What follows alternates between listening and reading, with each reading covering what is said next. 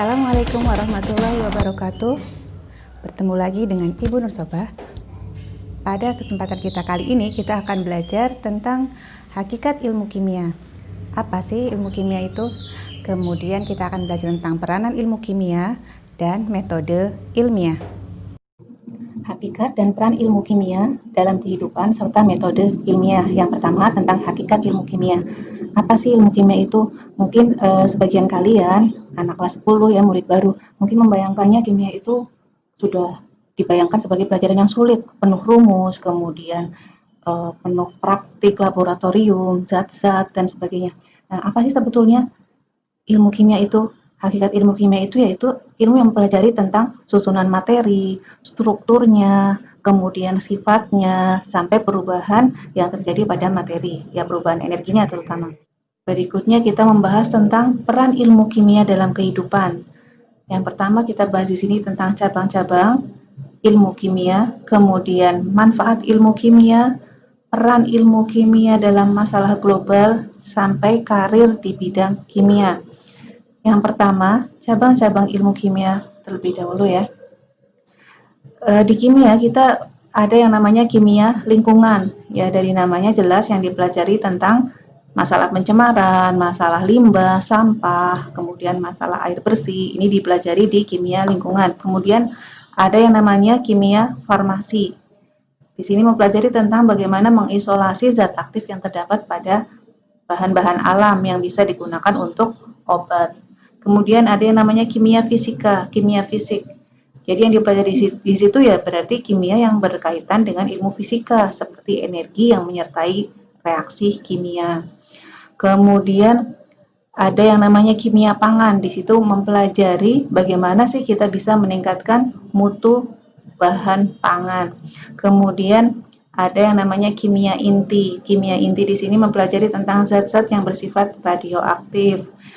Kalian jangan berpikirnya zat radioaktif itu hanya berupa nuklir ya. Bukan hanya itu, zat-zat radioaktif ini banyak dimanfaatkan dalam bidang kedokteran, pertanian, juga pada bidang hidrologi. Kemudian beberapa manfaat ilmu kimia dalam berbagai bidang kehidupan, misalkan dalam bidang kedokteran, ilmu kimia berperan dalam pembuatan obat-obatan, pada sterilisasi alat, ya ini sangat berperan di dalamnya. Kemudian yang kedua, pada bidang pertanian. Kalian bisa lihat gambar di sini ya. Ini gambar pupuk ya. Jadi di bidang pertanian misalkan kimia berperan dalam penyuburan tanah menggunakan pupuk ya, pupuk buatan. Kemudian berperan juga dalam pembasmian hama menggunakan zat-zat kimia yang dalam pestisida. Kemudian yang ketiga, di bidang geologi. Di bidang geologi ini ilmu kimia membantu dalam penentuan unsur-unsur apa saja sih yang terkandung dalam bebatuan, dalam benda-benda alam.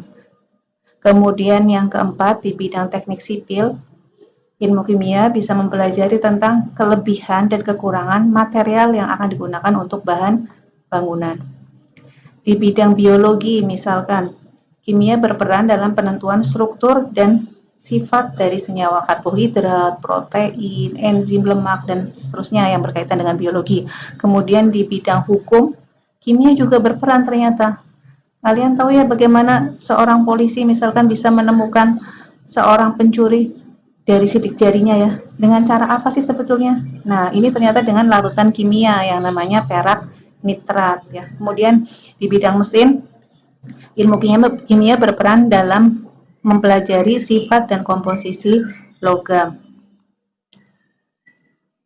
Nah, materi berikutnya yang kita pelajari tentang peranan ilmu kimia dalam menyelesaikan masalah global. Masalah apa sih yang terjadi secara global? Yang pertama tentunya masalah pencemaran ya. Pencemaran itu jelas masalah global. Kemudian ada lagi masalah bahan bakar yang tidak dapat diperbaharui ya, semakin lama kan bahan bakar semakin habis ya, maka ilmu kimia berperan di situ antara lain dengan penemuan sumber-sumber energi alternatif misalkan dengan alkohol, kemudian dengan pembuatan biogas dari kotoran ternak, itu ilmu kimia berperan di situ.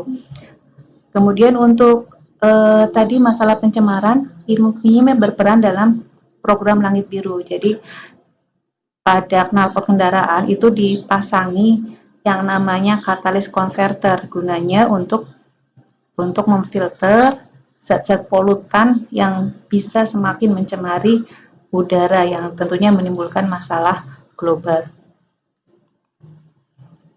Kemudian karir di bidang kimia apa saja sih? Kalau kita kuliah ngambil kimia, itu kemudian kita bisa berkarir di bidang mana saja. Nah, yang pertama, kita bisa berkarir di bidang pengendali mutu dalam industri kimia. Ya, jadi QC istilahnya, QC Quality Control. Jadi misalkan di pabrik-pabrik makanan, minuman, itu ada seorang yang bertugas sebagai pengendali mutu. Ya, pengendali mutu. Suatu produk-produk yang dihasilkan itu biasanya dari orang-orang yang lulusan kimia. Kemudian di bidang-bidang industri petrokimia, bisa juga berkarir sebagai peneliti di laboratorium ataupun di pusat-pusat penelitian milik pemerintah, ya LIPI misalkan, bisa berkarir di sana. Kemudian bisa juga menjadi tenaga pendidik di bidang kimia, ya misalkan guru, dosen. Berikutnya yang akan kita pelajari di sini yaitu tentang metode ilmiah. Metode ilmiah itu apa sih? Metode ilmiah itu suatu proses ilmiah, ya, suatu proses keilmuan yang digunakan untuk memperoleh pengetahuan yang sistematis berdasarkan bukti-bukti fisik yang ada. Seorang ilmuwan itu hendaknya memiliki sifat-sifat ini, ya, sifat-sifat ini. Apa saja di situ? Yang pertama, kritis dan analitis. Kemudian yang kedua, bersifat logis. Logis itu artinya argumennya itu bisa diterima oleh akal sehat dengan bukti-bukti yang tersedia. Kemudian yang ketiga, bersifat objektif. Artinya bisa dicontoh oleh ilmuwan lain. Ya, bisa dicontoh oleh ilmuwan lain dalam situasi yang sama dengan kondisi yang sama pula.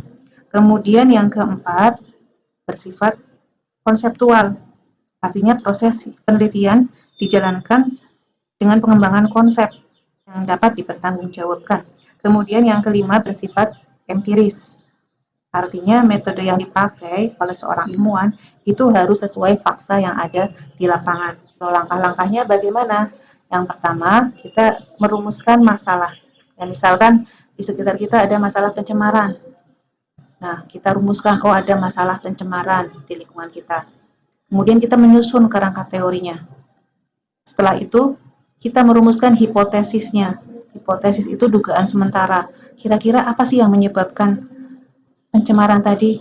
Apakah limbah dari pabrik A atau dari perumahan B yang menghasilkan banyak limbah?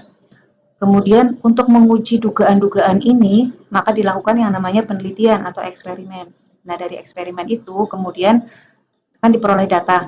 Nah, dari data itu nanti kita baru bisa menarik suatu kesimpulan. Oh, ternyata benar bahwa pabrik A misalkan yang menimbulkan pencemaran. Buktinya apa? Buktinya ini airnya mengandung zat X yang sama yang dihasilkan oleh pabrik A, misalkan seperti itu. Kemudian setelah ditarik suatu kesimpulan, baru seorang ilmuwan bisa mempublikasikan hasilnya dan menyusun teori baru sebagai pengetahuan baru. Sudah bisa dipahami kan apa yang sudah Ibu paparkan? Tetap semangat belajar di rumah ya. Ibu akhiri. Assalamualaikum warahmatullahi wabarakatuh.